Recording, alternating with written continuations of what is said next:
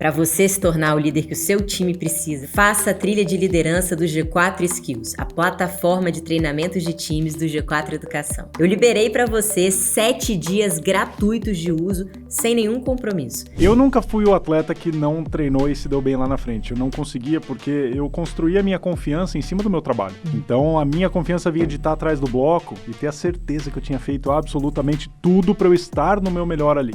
Só que aí, Thales, motivação, cara, não é o que a galera acha que é motivação no senso comum, que é ser uma pessoa alegre, que grita pra cima e acorda dando tchau pro sol. Motivação é você ter um motivo para a ação. Por que você vem aqui trabalhar, cara? Por que você não abre mão do seu treino? Por que você não abre mão da dieta? Por que você não abre mão dos seus valores aqui na empresa? Você tem um motivo, muito forte, inclusive. Conseguir conquistar o físico tá além do que o dinheiro compra. O relógio, o iate, você compra. O físico você não compra, você não empresta, você não aluga, você é seu. E aquilo que você demonstra, na realidade, é uma capacidade de.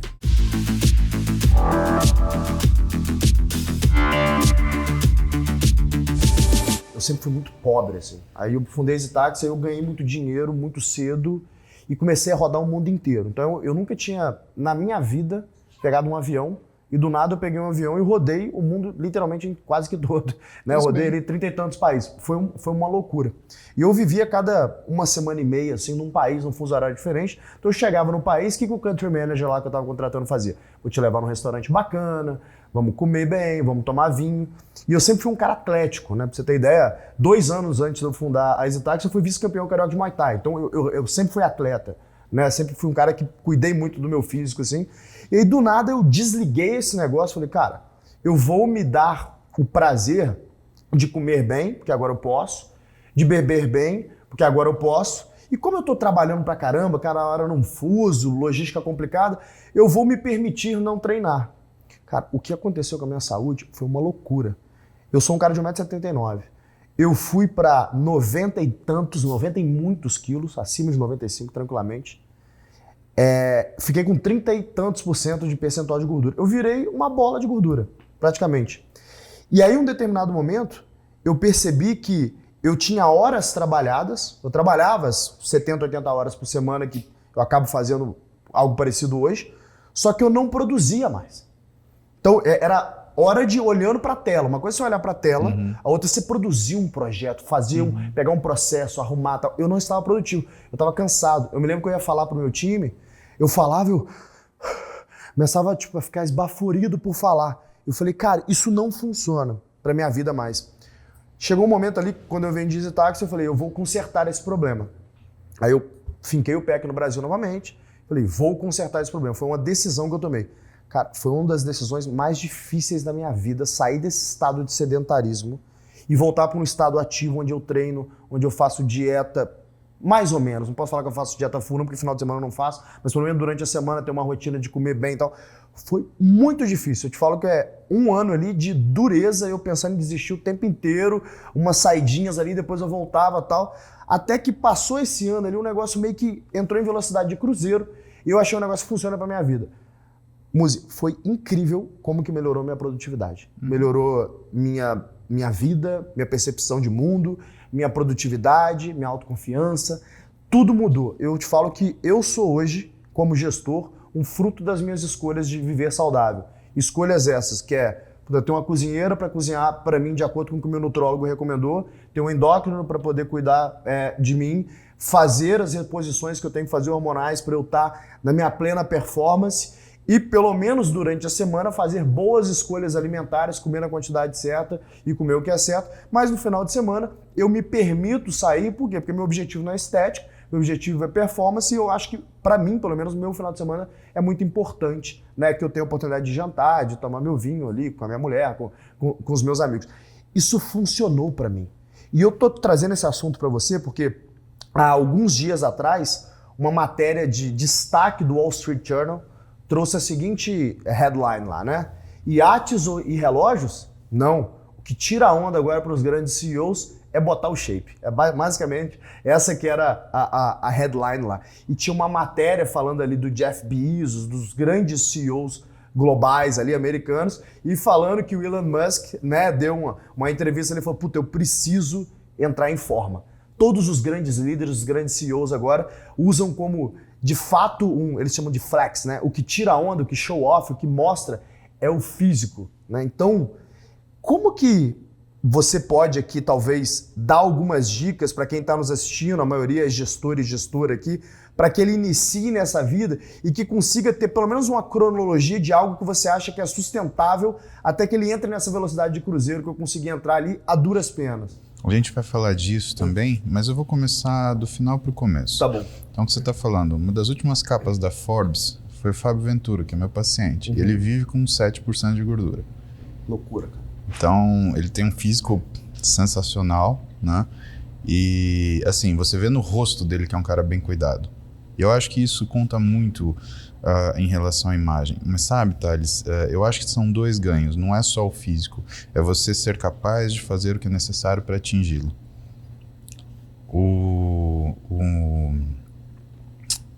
Ai, meu Deus, eu fui num podcast e a pessoa me perguntou, né? Pô, mas o que te ajuda a ser grande? Ah, não ajuda nada, na verdade. Tudo né? atrapalha. Exatamente, é ruim para você pegar avião, é ruim para você no dia a dia ter que ficar se organizando para você comer, é uma dificuldade tremenda. O que me ajuda é que ela me ensina a disciplina que eu preciso ter para fazer aquilo lá. Só que a disciplina ela é um aprendizado geral. Minha avó falava, né? Quem rouba 1 centavo rouba 1 milhão. Fato. E eu falo o contrário. Quem faz dieta e consegue segurar o carboidrato, o bicho faz qualquer coisa, bichão. Tanto que quem faz carbo zero eu tenho um morro de medo. Porque essa pessoa, ela é capaz de coisas indescritíveis, tá? Então, assim, a disciplina é útil, né? Esse papo eu tive com o Rafinha Bastos, na verdade, né? Mandar um beijo pra ele, que é um cara que a gente gosta muito. Ele é paciente da minha esposa e é um desafio que é outra coisa. Ele, por exemplo, não dorme, ele inverte o dia com a noite. E a gente fica correndo atrás dele pra isso. E assim, essa coisa você conseguir conquistar o físico, né? Ele tá além do que o dinheiro compra. Com certeza. O relógio, o iate, você compra. Exato. Né? O físico você não compra, você não empresta, você não Perfeito. aluga, é seu. Perfeito. E aquilo que você demonstra, na realidade, é uma capacidade de, né? Fora que, de verdade, Thales, não existe anti-aging. Isso não tem, sabe... É até desonesto você falar que você pode reverter efeitos da idade. Isso não existe. O que existe é você cuidar-se e aí você manter aquilo que é a sua característica, manter o seu status quo. Né? A fisiologia, sim, ela favorece isso. Então todo mundo reclama, né? Ah, quando eu envelheço, eu diminuo minha velocidade metabólica. Graças a Deus é assim. Né? Qual que é a fase da vida que a gente envelhece mais rápido? Você tem ideia? Imagino que seja 40 anos pra cima? Não, a gente envelhece mais rápido, mais ou menos entre os 8 e os 16 anos de idade. Por Pega causa uma criança, do estirão, é isso? Pega uma criança de 8, vê se você reconhece ela com 16. É verdade, faz sentido. Pega uma menininha de 9 anos, olha ela com 16. Ela tá mulher. É verdade. Você olha e assusta. Minha filha, quando fez 16, um dia ela foi sair de casa, ela tava arrumada, eu olhei e falei, quem é você? Cadê minha filha? Eu fiquei tão preocupado que eu ainda fiz um post no Instagram. Falei, se encontrar essa mulher, finge que você não gosta. Porque senão você vai ter problema comigo. Acho que a galera não quer problema com você. Então, assim, é a época que a gente envelhece mais rápido. Se você envelhecesse na sua vida, aos 30, aos 40, na mesma velocidade que você envelhece, entre os 8 e os 16, a gente ia viver até os 60 anos, no máximo. Faz sentido. E por isso que eu vejo na medicina, às vezes, alguns profissionais, eles falam, não, porque a gente tem que ter alta, porque na adolescência você vai se sentir um adolescente. Não, você não tem que se sentir um adolescente. Senão você vai envelhecer como um adolescente, você vai pensar como um adolescente, você vai sofrer como um adolescente, você vai fazer cagada como um adolescente. Faz sentido. E o hormônio cuida disso, Thales. A testosterona, ela atinge a sua amígdala, ela muda a forma de você lidar com as coisas do ponto de vista de defesa. O que é a amígdala? A amígdala é o que faz você encontrar um leão, você não olhar para ele e falar, olha, um felino de grandes proporções da África e ser comido. Não, a amígdala faz você correr e depois pensar. Perfeito. Com testosterona, você ativa a sua amígdala. Isso quer dizer o quê? Que você vai fazer depois pensar. Você já imaginou um CEO que tem bilhões ou milhões na sua responsabilidade, agir depois pensar? Não dá pra ser. Vai se tornar uma pessoa inconsequente. Exatamente. Vamos falar de mulher? A gente fala muito de homem, né? Mas mulher tem que fazer reposição? Eu acredito que tenha. Eu acho que... e hoje, toda a sociedade de endocrinologia, ela reconhece que existem benefícios que são flagrantes quando você faz reposição hormonal. Mas quando você faz reposição hormonal, tá? Então, o que nós sabemos? Né? Que aos 40 anos, uma mulher tem metade dos hormônios que ela tem aos 20. Isso influi numa série de coisas. Né? E eu não diria que a coisa mais importante, por exemplo, seja libido. Eu diria que seja cognição. E o que é interessante? O hormônio feminino mais importante é o estradiol. O estradiol é relacionado à cognição. Por isso, quando você vê uma menina crescer, ela fica com ideia de coisa adulta. Você vê o menino crescer, ele fica mais retardado. É verdade. Você tem que segurar porque ele senão se mata. Eu, graças a Deus, não tenho filho homem. Eu tenho filha mulher. Então, eu vi elas crescerem e eu olho e falo assim, que orgulho, tão diferente de mim.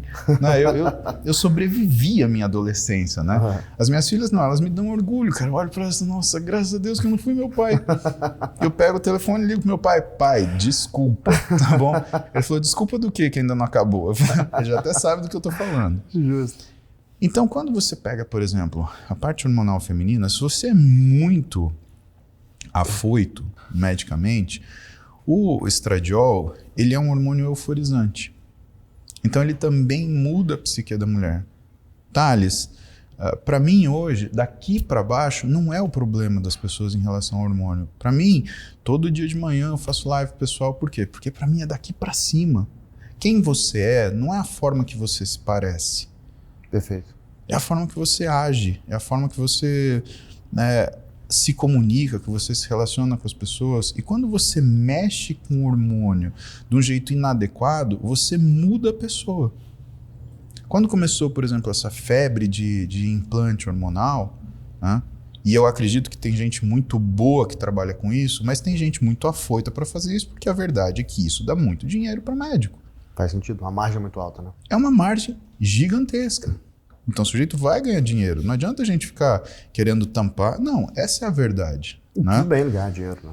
Só que, por exemplo, eu comecei a atender, meu consultório 90% é complicação. 10% é a pessoa que chega lá, oi, tudo bem, eu quero começar um processo de melhora física, né, e que não tem obesidade, que não tem síndrome metabólica, que não tem hipertensão arterial, que não tem câncer, que não tem caquexia, que não se arrebentou fazendo ciclo, que não fez implante hormonal e deu tudo errado, caiu tudo dos cabelos, virou homem.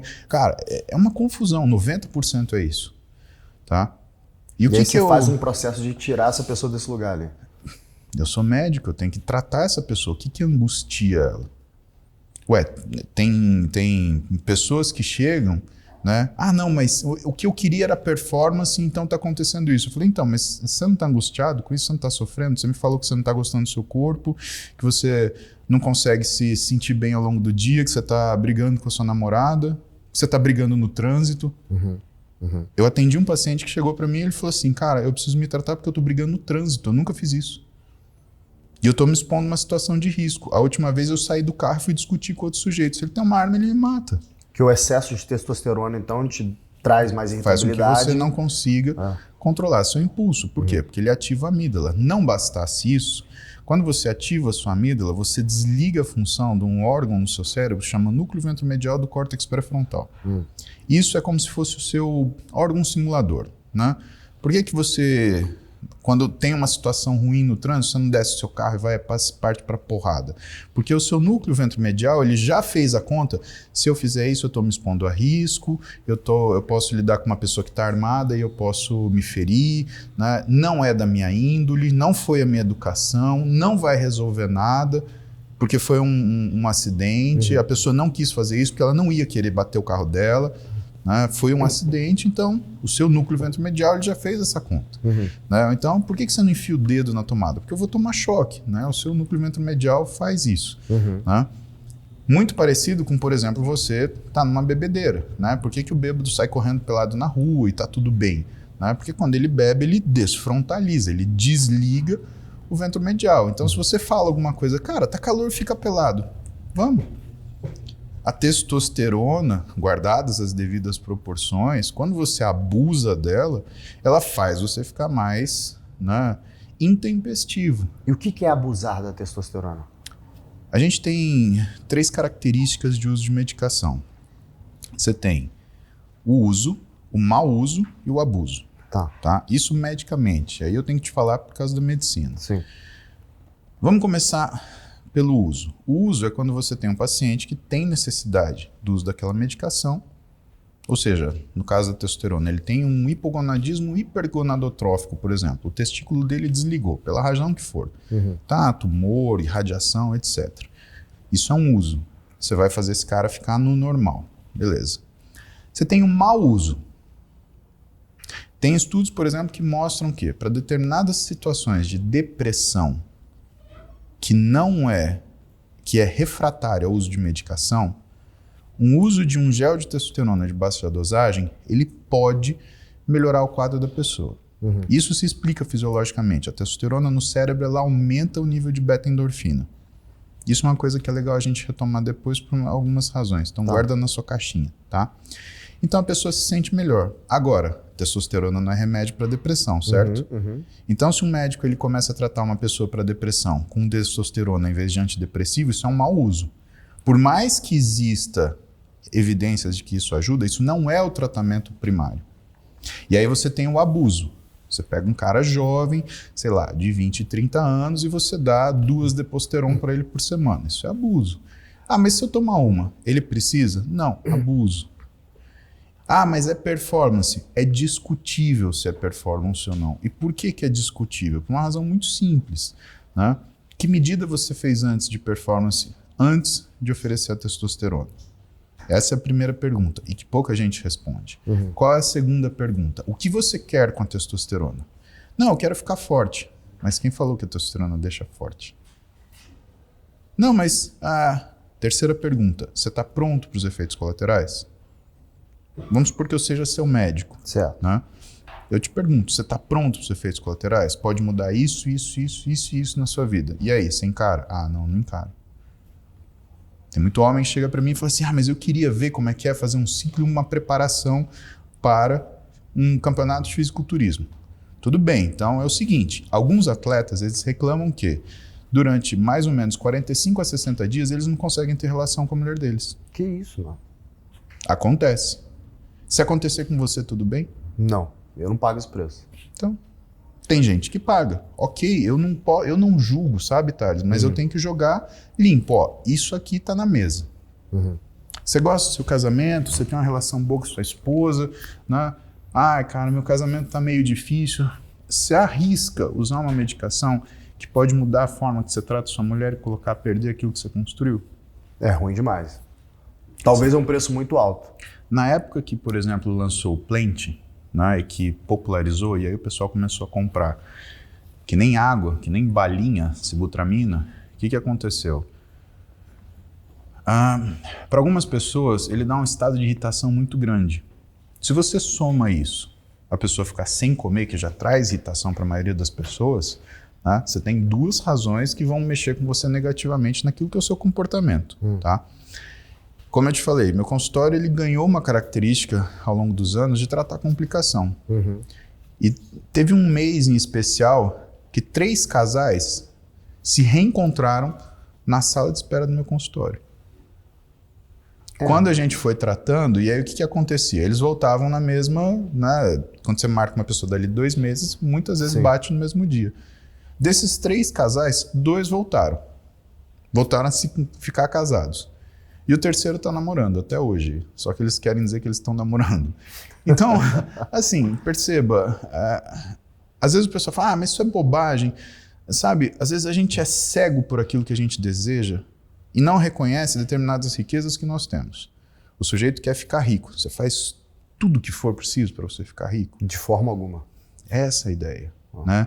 É o processo que a gente tem do que é a avaliação moral individual, o que é a ética, que é a discussão dos valores morais. Então, tudo isso é importante porque se a gente não tem essa discussão, Thales, o que acontece? Fica um monte de cara, sei lá, musculoso, mas alucinado. Um monte de mulher musculosa, mas alucinada. E o que você vai fazer com esse físico? O que você vai fazer com isso? Tá bom, supondo que você pudesse ter 10 bilhões de dólares.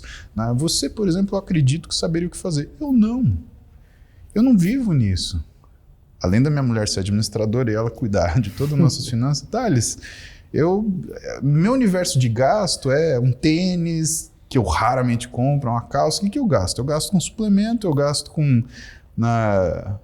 Às vezes eu gosto muito da parte de suplementação, né? E principalmente fitoterapia, uma coisa que eu estudo, e a Roberta entende que isso é minha pinga. Então toda hora eu estou tentando importar uma coisa, trazer outra, montar um esquema diferente. A gente montou um esquema agora que, por causa da pandemia, né, 86% das pessoas que tiveram Covid tiveram alguma alteração em nível psíquico. Ansiedade, depressão, memória, transtorno misto, whatever, tá? E principalmente memória. E o que sempre foi muito importante para as pessoas que trabalham, né, intelectualmente? Foi sempre raciocínio e memória. Com certeza. E aí, como é que você trata essa queixa no seu consultório? Bom, tem um monte de coisa para a gente fazer, né? Mas eu tenho estudado isso tem um tempo, né?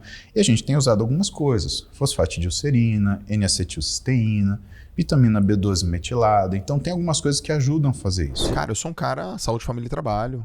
Da hora, né? Faço Ironman, caraca, magrinho, forte. E eu percebi que isso não estava sendo exemplo. Olha que louco. Como é que pode? Isso o quê? E meu lifestyle. O cara olha pro líder dele e fala, mano, olha o Joel, 3 filhos, 40 anos, voando, vou seguir. Não foi isso não. Um dia eu cheguei na empresa ano passado, bem no começo do ano passado, sei lá, teve alguma coisa que a galera teve que ficar, sei lá, 5 semanas, sabe aquela época lá do Covid que tinha que ficar e depois voltava, ficar home office, né? E aí um garotão, assim, uns 22 anos, eu olhei para ele assim, falei, mano, o que aconteceu? O cara tinha dado uma engordada num nível inacreditável. Ele Joelzão, pô, cara, tá trabalhando muito. 22 ou 23 anos. Eu falei, cara. Aí do nada eu fiz assim, deixa eu olhar a galera. Comecei a olhar a galera. Aí eu rodei uma pesquisa e vi que 45% tinha engordado mais que 10 quilos nos últimos 6 meses. Que um grupo de pessoas tomava remédio para dormir. Que muitos tomavam remédio para ansiedade. Pesquisa anônima. E que muitos estavam sedentários e tal. E eu falei, cara, pra quê? Quantas horas você trabalha por dia? 14. Pra quê? Porque eu tenho muita coisa pra fazer. Quem te deu muita coisa pra fazer? Alta performance não é sobre muito, velho. É sobre as coisas certas. Não tem essa, eu tenho muita coisa pra fazer. Eu não gosto dessa frase, muita coisa pra fazer. Primeiro eu quero saber quantas. Quem te passou essas quantas? Remédio pra dormir. Aí eu cheguei e falei, vai dar ruim. Vai ter burnout, brother. Os caras vão travar. Você não tem saúde. Você dorme que horas? Às 3, acorda às 6. Eu fui dormir às 9, acordei às 6. Eu treinei, corri, eu sou melhor que você. Eu tenho mais saúde que você, velho. Você tá com sono, não sei porque você tá com sono. Tá enfiando um monte de café pra dentro, tá comendo uma coxinha, você tá todo inflamado com 27 anos. Tá ruim, você vai travar. Você vai travar. Porque é previsível, mano. E o corpo, ele tá te dando indícios, dica, né? E você não tá vendo. Você tá engordando, ele tá vendo. Você tem uma coceira. Dor de cabeça, muita enxaqueca. Tu acha que é normal ter enxaqueca? Insônia, porra, não consigo dormir. Como que não consegue dormir, mano? Minha cabeça fica agitada. Você tenta. Tu acha que isso é bom? Isso é ruim? É ruim, velho. E eu comecei a perceber tal, esse perfil, isso. E aí, a cultura. Essa não é a minha, não. A minha é outra.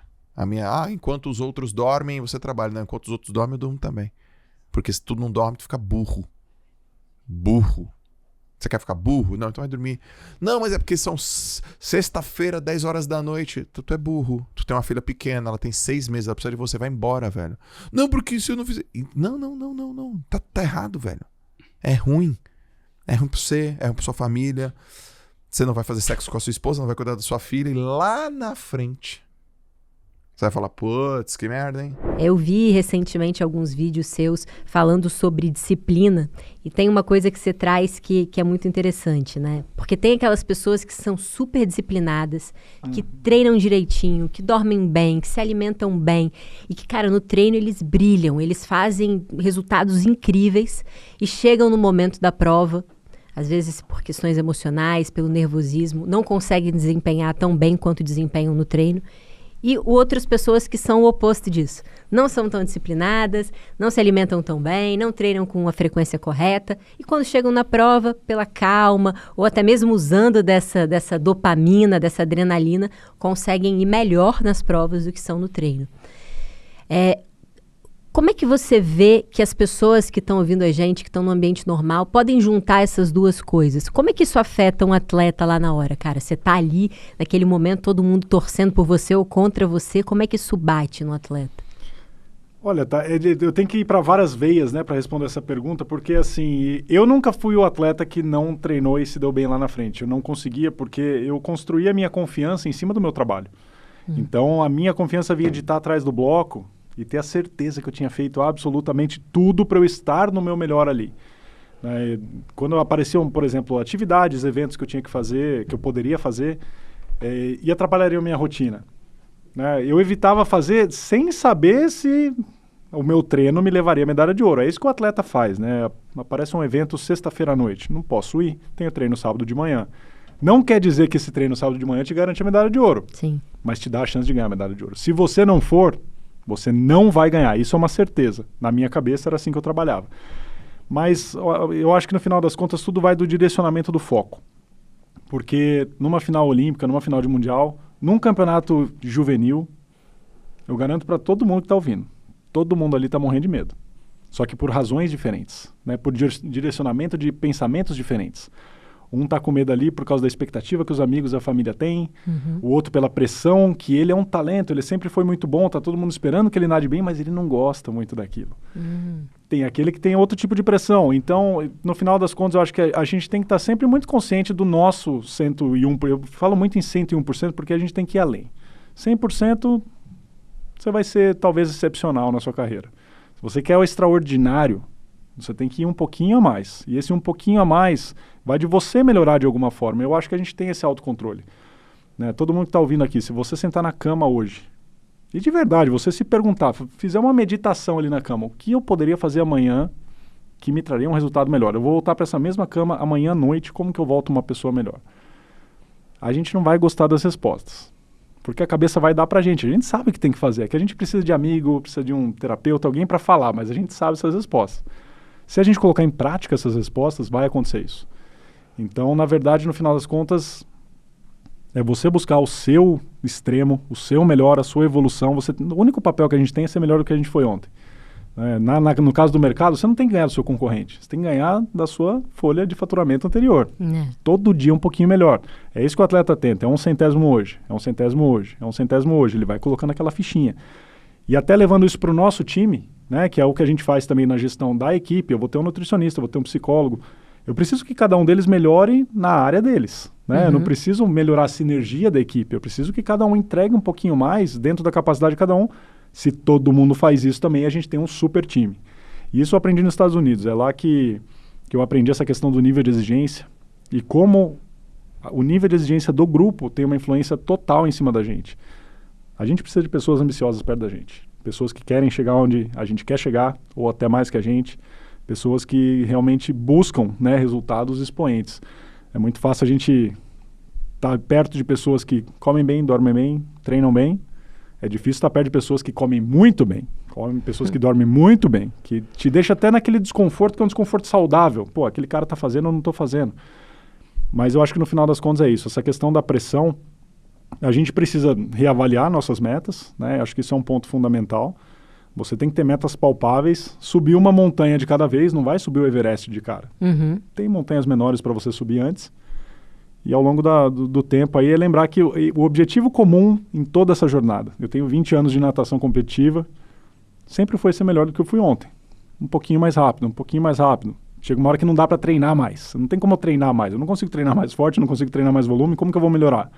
Vamos olhar para a nutrição, vamos olhar para o sono, vamos olhar para a rotina, vamos olhar para outras coisas. Então, você acaba tendo um olhar 360 para você buscar esses detalhes aí, né? Que tudo, no final das contas, podem ser esse 1% de cada área da sua vida que vai, no final das contas, te entregar um resultado melhor.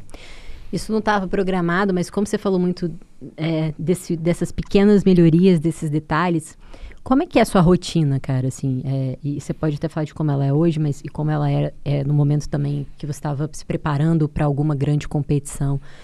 O que você faz? Você acorda mais ou menos que horas? O que você come de manhã? O que você faz de treino? Eu queria que você contasse com o máximo de detalhes pra gente, porque é muito curioso, assim. O que vocês conseguem fazer é muito fora do que qualquer pessoa normal no seu cotidiano faz, né, de entrega. Então, eu queria que você contasse pra gente a sua rotina com mais detalhes. Olha, Thay, não tem muito segredo, não. É o que o pessoal já deve conhecer. É uma rotina de normalmente acordar num horário cedo, né? A gente normalmente vai ter 2 treinos no dia, seja natação e natação de manhã e à tarde, ou natação e musculação. E essa questão desses horários é super importante, porque aí a gente está falando dos ciclos, né? Do nosso organismo mesmo, né? Você acostumar aquilo tá sendo feito e executado sempre naquele horário. Na questão de nutrição, simples assim, faz a melhor escolha. A gente sabe, todo mundo que está ouvindo a gente aqui tem opção 1, opção 2 e opção 3. Você sabe qual é a mais saudável, qual te traz mais resultado.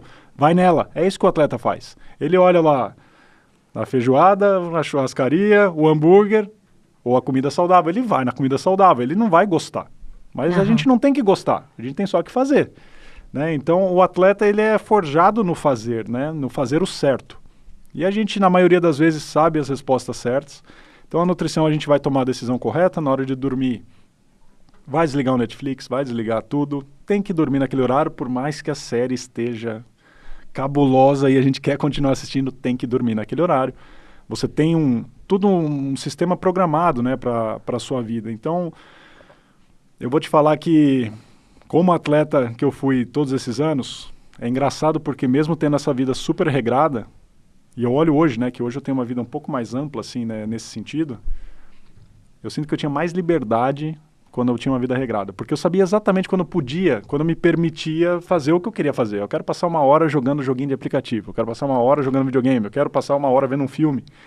Hoje tem hora que eu não deveria ter ficado essa 1 hora, né? Ou será que dá, será que não dá? Que a gente tem WhatsApp, tem e-mail, coisa de empresa é outro cenário, né? Mas quanto mais você conseguir deixar uma vida disciplinada, então a gente toma um café, vai treinar, vai ter uma alimentação pós que a gente já preparou no café da manhã para levar para o treino. Volta para casa, se alimenta de novo, vai descansar, vai treinar de novo. No meio das sessões aí, vai tentar ver um vídeo, alguma coisa que possa te ajudar na questão biomecânica, né, te ajudar numa execução melhor.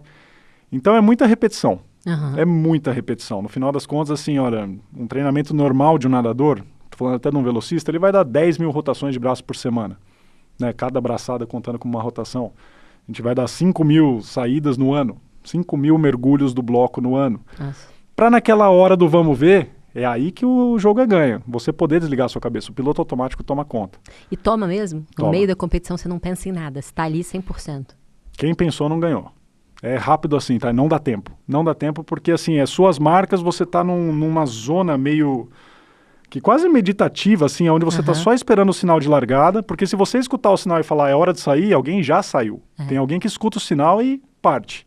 Então o piloto automático é mais rápido. A verdade é que a gente sabe, né? O nosso subconsciente funciona muito melhor. É por isso que eu falo, sempre faça as perguntas dentro da sua cabeça e escute as respostas. A gente tem aqui dentro, né, o nosso próprio terapeuta. Tem as respostas do que a gente quer na maioria das vezes. Então a gente tenta treinar todo esse volume, né? Deixar a nossa máquina física redonda, o software também aqui em cima, mental, bem, né? Tem que deixar feliz, atleta feliz, compete melhor. Vai treinar a execução do movimento, vai treinar a questão fisiológica, para no final das contas deixar tudo acontecer. Uma coisa que é muito engraçado, que a gente vê nos filmes, né? Aquelas conversas pré-jogo. Nossa, aquele discurso maravilhoso do Al Pacino, de alguém... Quase nunca acontece. É mesmo. Só quando o nadador, se precisar acontecer, aquilo é ruim. Provavelmente aquele atleta tá mal, para ele ter que ouvir aquela conversa. Eu falo por experiência, meu treinador, antes de Pequim, tô indo pro 50 livre, ele bateu nas minhas costas, vai lá e faz o que você sabe. Foi isso. Não teve nada de o seu momento grande de sonho e momento de brilhar, não teve nada disso. Pensa quando você sofreu que era criança, não tem nada disso. Bateu nas minhas costas e falou assim, cara, vai lá. 2013, Barcelona, a gente recuperando a cirurgia nos joelhos também. Meu treinador sempre brincou, né? Que ele falava assim, pô, né, nas finais você é um cara que sempre consegue tirar mais. Ele falou, tira mais. Antes de nadar a final, ele bateu na minha mão e falou assim, cara, é sua hora de tirar mais. E por que você acha que você conseguia tirar mais na final? Você acha que a pressão te ajudava de alguma forma? Eu sempre gostei, eu sempre gostei, né? Assim, era um gosto, não gosto, né? Por dentro eu tava assim, pô, eu vou ver do que eu sou feito hoje. E ao mesmo tempo, se não der, vai ser uma desgraça isso aqui, né? Mas a gente fica naquele debate interno, né? E como meu treinador sempre foram essas conversas. E na minha cabeça, a hora do jogo era a hora do jogo. Eu treinava muito bem, eu fazia tudo o que tinha que fazer de forma exemplar, né? O meu máximo o tempo inteiro. Mas na minha cabeça eu tinha uma marcha extra. Assim, carro de 6 marchas, eu tinha a 7ª para competição. Eu guardava ela para competição. Então, não sei, é uma coisa mental mesmo. Não tem nada de falar assim, eu realmente tinha uma velocidade extra. Não tinha. Mas na hora da final, eu tava com o foco em continuar melhorando. Continuar melhorando, não tava vendo a medalha. Né? Você não pensava, não era esse seu foco? A natação não tem nem como, né? É até engraçado a gente falar disso, porque assim, se a natação fosse um nadador de cada vez, a gente fosse colocando os tempos ali numa lista, daria na mesma. Quem é o nadador mais rápido? O primeiro fez tanto, o segundo fez tanto. Só que a gente põe junto para ficar mais agradável ali para televisão. Basicamente é isso, né? Então eu só tenho que melhorar, né? E eu não tenho controle no nadador do lado. Eu não vou lá, vou puxar o pé dele embaixo da raia. Vocês olham? Você olha pro lado? Só os dois do lado, tá? Os outros eu não consigo ver. Então assim, tiveram algumas vezes que eu tinha a percepção que eu tinha ganho a prova. Mas eu batia na parede e eu virava pro placar assim, por favor, senhor, fala que meu tempo foi o mais rápido, por favor. Porque eu não sei o que os caras do lado fizeram, né? Além desses 2 que estão no meu retrovisor aqui. As outras raias eu não faço ideia. Então, o nosso único papel é fazer o nosso melhor e executar naquele momento. E aí que entra muito daquela psicologia que tá meio na moda hoje de Instagram. A gente precisa tomar cuidado com essas coisas. Você precisa querer muito, você tem que querer mais. Todo mundo quer. Todo mundo quer. Imagina chegar pro 2º lugar e falar você não ganhou porque o campeão queria mais que você. Ele vai matar a gente, né? Ele treinou igual um louco também. Então, no final das contas, o que é o diferencial nesse nível? Final olímpica, final de mundial. É a tranquilidade de executar. Tudo que você treinou naquele momento. Não deixar nada influenciar o que você construiu até aquele momento. Você ter essa frieza. Né? E por mais maluco que seja, o velocista que ganha, o nadador mais rápido que ganha o 50 livre, ele é o mais tranquilo. Porque ele tem que ter calma para executar tudo o que ele treinou e aí no final das contas, né, colocar em prática ali uma prova excepcional no piloto automático dele. A gente consegue pensar na prova, mas eu não estou pensando por braçada. Né? São braçadas de 50 centésimos cada uma, 55 centésimos cada uma. É tudo muito rápido, você tem que deixar fluir. Eu estou mais preocupado em controlar o esforço ali e dosar a energia, o pulmão, né, o oxigênio, do que em técnica. Eu não estou pensando, abraçar tem que entrar ali, abraçar. Não, isso aí tá tudo acontecendo. É igual, eu fico totalmente outro nível, mas eu surfo. Então, o surf, pra mim, diferente da academia, na academia eu consigo, tô malhando ali, fazendo musculação, eu consigo pensar em outras coisas, até viajo às vezes. Mas no surf é impossível. Tipo, eu entro ali com a minha prancha, tô num mar que não é o meu ambiente do dia a dia. Eu posso tomar uma onda na cabeça, então eu tenho que estar ligado, eu tenho que estar presente ali porque a onda vem. Eu tenho um outro cara que pode me atropelar ali de prancha que está vindo perto de mim. Eu tenho ali embaixo que eu não sei se tem peixe, eu não sei o que tem ali embaixo. E quando eu vou pegar a onda, se eu pensar sobre aquilo, eu não consigo surfar. Então eu preciso estar ali, tipo assim, vivendo cada uma das coisas indo no automático. Não tem como eu ficar no racional. Agora eu dou essa abraçada, agora eu faço. Cara, se eu fizer isso, eu perco a onda, né? A gente fala até que quem tá começando a surfar embica muito por causa disso. Porque a pessoa fica pensando, aí ela olha pra trás, aí quando ela começa a remar, ela já tá na posição errada, ela já embica a prancha porque ela não tava presente naquele 100%. E tem uma experiência engraçada, que eu fico pensando um pouco isso também dentro dos negócios, que é quando eu era bem novinha numa competição de escola de natação, eu tava muito na frente. Eu não fazia ideia, porque diferente de você, eu não tava olhando nem pra ninguém do meu lado, tava lá nadando e tal, eu tava muito na frente. Aí por algum motivo eu comecei a ouvir o pessoal gritando meu nome. Aí eu falei assim, fui olhar. Parei assim, olhei pro lado, olhei pro outro, e o pessoal... Aí eu perdi. Aí eu fui, quando eu não consegui retomar o passo, eu fiquei em segundo lugar, porque tipo, a pessoa passou na minha frente nesse tempinho que eu parei pra olhar, que eu fiquei distraída com o que estava acontecendo ali fora, né? E isso que você falou, assim, da tranquilidade de executar no dia a dia, é onde eu acho que os negócios ganham muito o jogo, né? Você conseguir executar bem, melhorando os detalhes, ganhando eficiência, melhorando. Cara, esse cumulativo, né, no fim do dia, traz um resultado, tipo, muito fora da curva. Você tem um baita plano estratégico, mas você não consegue executar o plano.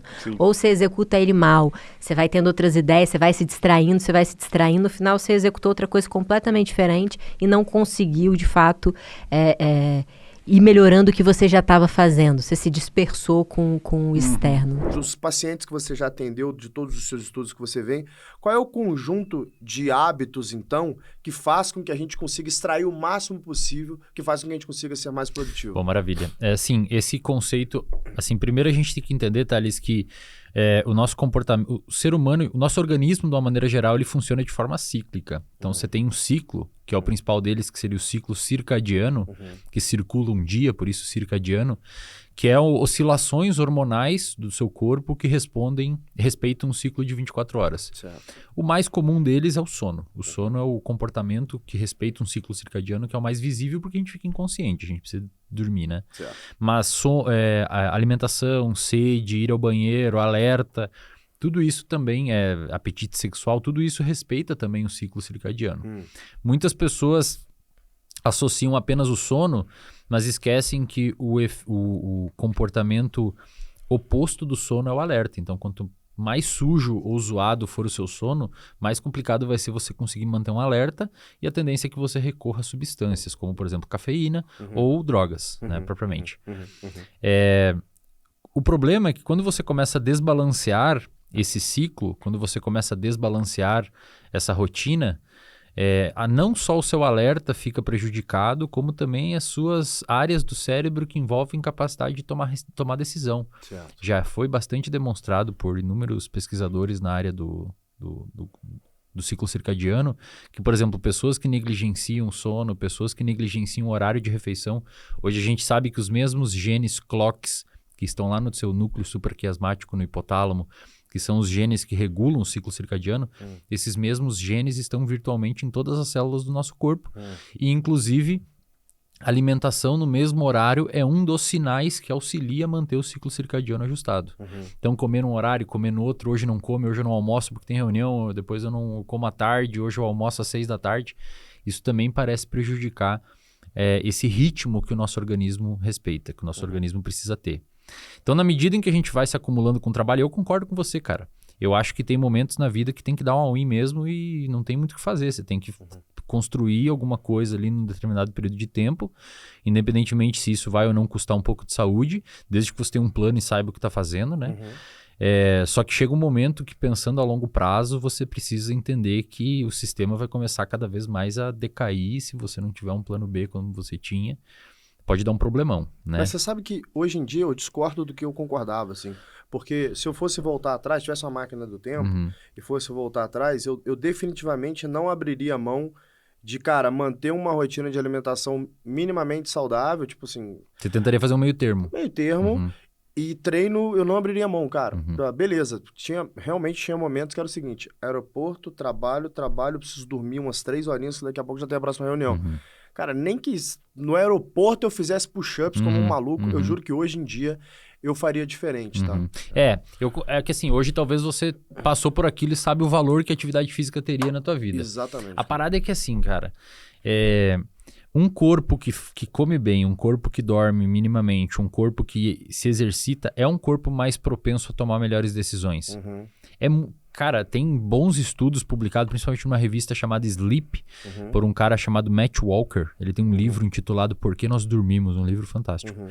Que ele mostra lá que pessoas que, por exemplo, dormem mal ou têm um ciclo circadiano desajustado, você coloca essas pessoas para tomar uma decisão que envolve atribuir valor e critério a duas possíveis direções, essas pessoas se confundem, cara. Imagina isso dentro de uma empresa, para um gestor que toma bastante decisões. Isso pode acabar gerando uma série de problemas. Então, concluindo a pergunta que você fez, comportamentos que podem fazer com que a pessoa extraia dela o máximo de performance possível. Ter uma rotina de sono, se alimentar minimamente bem, treinar. E aí, cara, treinar, segundo a Organização Mundial da Saúde, por exemplo, são pelo menos 150 minutos por semana intenso. Intenso, né? Ou seja, pelo menos 3 dias ali intenso de treinos na semana, o que muita gente não consegue alcançar. Exato. Intenso, não moderado, intenso mesmo. Ter agenda, bicho. Acho que é a coisa que a galera mais negligencia, deixar a rotina o mais previsível possível. o mais previsível possível e executar hábitos que isoladamente nada tem de extraordinário, mas que em conjunto vão gerar um resultado extraordinário. Tem um sociólogo chamado Daniel Chambliss, que ele acompanhou atletas olímpicos por muito tempo, e ele chegou numa conclusão muito legal. Ele inclusive é citado num livro de uma outra pesquisadora, um livro chamado Garra, que ele conclui que a excelência, ele tem uma frase muito maravilhosa que ele diz que a excelência nada mais é do que o amontoado de comportamentos que isoladamente nada tem de extraordinários, mas que em conjunto, quando executados na maior parte do tempo, geram um resultado extraordinário. Faz sentido. E ele até cita assim, se você for ver a vida de um atleta, ou muitas vezes talvez a vida até de um empresário, de sucesso, se você gravar e passar um time-lapse da vida, você dorme nos primeiros minutos, porque é chato pra caramba. É treino, escritório, casa, descanso, treino, um pouco de lazer, escritório, casa, treino. São comportamentos normais, só que feitos de uma forma tão constante que geram um resultado absurdo. É que eu acho que é muito difícil você conseguir manter constância em tudo na vida, né? Seja relacionamento, seja no trabalho, seja na tua atividade. Entrar nesse flow de constância para de fato transformar numa rotina é super complexo, né? Então, sei lá, digamos que quem está nos assistindo aqui quer falar assim, cara, eu tô convencido, eu quero conseguir praticar meus 150 minutos mínimos ali de atividade intensa por semana, mas, cara, eu não engato. Então, o que a neurociência fala sobre isso? Como é que eu crio um hábito? Um hábito é um comportamento automático ou semiautomático. Já tiveram pessoas que tentaram quantificar quanto tempo a gente leva para criar um hábito. Tem até um número, acho que é 21 dias. O nego fala disso aí, né? Mas na verdade o artigo científico mais bem embasado que tem mostra que um hábito, 3, no caso a pesquisadora olhou, beber água, comer uma fruta e fazer exercício. Beber mais água, comer uma fruta no dia e fazer exercício. Leva em média 66 dias para se formar. Só que tiveram pessoas que formaram com 13 dias e tiveram pessoas que demoraram 1 ano. Aí, analisando o que diferenciava uma pessoa que formou rápido um hábito de uma pessoa que demorou muito, a ciência conclui que motivação parece que é o fator crucial para você conseguir criar hábitos na sua vida. Só que aí, Thales, motivação, cara, não é o que a galera acha que é motivação no senso comum, que é ser uma pessoa alegre, que grita para cima e acorda dando tchau pro sol. O que é essa motivação? Motivação é você ter um motivo para a ação. Por que você vem aqui trabalhar, cara? Por que você não abre mão do seu treino? Por que você não abre mão da dieta? Por que você não abre mão dos seus valores aqui na empresa? Você tem um motivo, muito forte, inclusive. Você falou, cara, eu não abriria a mão do meu treino hoje. Eu faria no aeroporto ali umas pranchas, alguma coisa ali para conseguir treinar. Por que você faria isso? Porque você tem um motivo, cara. Você sabe o valor que esse comportamento tem na sua vida. Então, a pessoa que está assistindo em casa e não consegue começar, muitas vezes ela não sabe o motivo, ela não sabe o porquê. E aí, como é que a gente consegue criar esse motivo? Motivação, motivo para a ação. Você consegue criar isso acompanhando principalmente pessoas que... Vocês não tiveram esses dias um monte de post lá no G4 com pessoas num lifestyle, com estilo de vida? Isso aí é extremamente importante para a galera que quer começar a construir hábitos saudáveis, acompanhar pessoas que fazem isso. Um gestor que quer desempenhar bem na sua empresa, viver em meio de gestores. Fazer networking, conversar, ver como é que eles fazem, mas o cara acorda como? Como é que é as reuniões? O que ele faz? Como é que ele se veste? Qual que é a posição dele frente a isso daqui? E você tentar se enfiar com o máximo de força possível dentro de um ambiente que inclui pessoas que façam aquilo que você quer. É muito difícil você ter motivação para treinar se você mora lá na cidade, ou empreender se você mora lá na cidade de 30 mil habitantes, que ninguém treina, ninguém empreende, as pessoas só estão, sei lá, no final de semana vão para a praça da cidade beber e ficar de boa. Você vai parecer um alien. E aí você desmotiva com o tempo, a não ser que você tenha valores muito fortes. Então você acha que existe esse processo de mimetização, de fato, do grupo onde eu estou inserido? Com certeza. Essa é a minha maior bandeira, cara. A minha maior bandeira que eu defendo hoje é que o ambiente, incluindo as pessoas que convivem com você, molda quem você é. Ponto. Então, é a minha maior bandeira de todas, cara. Quer dizer, então, que, sei lá, se eu acredito que, sei lá, eu começo a me relacionar com alguém, essa pessoa tem um defeito ali que eu não gosto, que eu acho que seria um problema, mas o resto é tudo ótimo. Eu falo, não, eu vou mudar esse negócio. Você acredita, então, que não há mudança? Não tem como eu mudar alguém. Não, você Porque consegue... eu vou mimetizar o comportamento dessas pessoas. Não, mas aí ela pode mimetizar o resto do seu comportamento e mudar nela aquilo. É um Mesma jogo. coisa para um funcionário, então, que tá entrando no meu time. Mesma coisa. Eu posso coach algumas coisas ali. Exatamente. Você pode. Só que aí que tá. Comportamentais, você acha? Comportamentais. Só que qual que é o problema? Se essa pessoa fora daqui vive num contexto totalmente diferente da cultura da empresa, você vai ter uma briga muito grande entre o que é o mundo dela fora e o que é o mundo aqui dentro. Entende? Talvez por isso que existe uma incompatibilidade de cultura, muitas vezes, com alguém que você contrata. Aqui dentro é uma cultura empresarial. Exato. O mundo que ela vive com os amigos dela é outro. Exato. Aí aqui dentro é um negócio, ela sai lá, é o contrário. Vai gerar algum tipo de problema. Então, Ou, com o tempo, ela vai se afastar daquela galera lá e começar a ter um estilo de vida mais o parecido que com o de acaba vocês. acontecendo, né? Então. Comigo foi muito assim. Então. Acho que com todo mundo que eu converso, fala, cara, eu acabei mudando muito ao longo da minha vida os meus ciclos, porque eles não se E adaptavam não aos tem meus como, objetivos. cara. Não tem como. Começa a ficar pesado pra você.